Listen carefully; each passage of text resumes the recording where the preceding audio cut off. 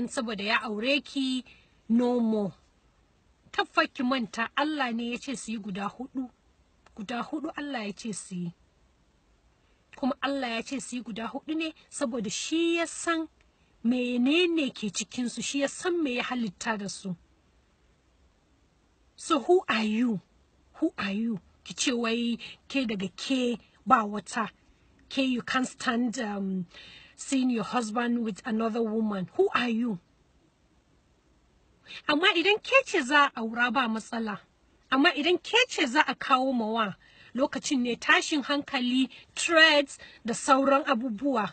Duniya za ta ji cewa yau mijinki zai karo miki aure, amma idan ke ce za a aura da guda da murna za ki shiga. Idan kuma 'ya'ya gare ki, kina da 'ya'ya, kin kasa kin tsare ba wacce za ta shigo miki gida, amma kuma kina son a auren miki 'ya'ya, to waye zai aure su? Ki dafa su ki ci idan abinci ne. Wallahi mu yi ma kanmu faɗa, irin wannan muguwan al'ada, barikanci kawai, mun ɗauki mugun al'ada mun ɗora mu kanmu. A wancan lokacin tasowar da muka yi, da wuya ka ga gida, kafin ka ga gida ɗaya da babu mace biyu, kaga guda 10 da akwai mace da tafi guda ɗaya. So menene namu? A wancan lokacin ma fa kenan da babu wai mata da yawa. Yanzu da mata aka yi doubling. Ya kike son a yi da su? Kawai mun ɗauki muguwar al'ada mun ɗora mu kanmu. A'a, mu ba wanda zai shigo mana gida, shikenan. Saboda ke mijinki ya aure ki, ke ƴar gwal, shikenan. Kafin ki aure shi kake manta yana da abokai, yana da ƴan uwa, yana da ƙawaye. So dan ya aure ki shikenan, komi da komi ya ƙare mishi, ya tsaya, sai kawai ke ce zai zo.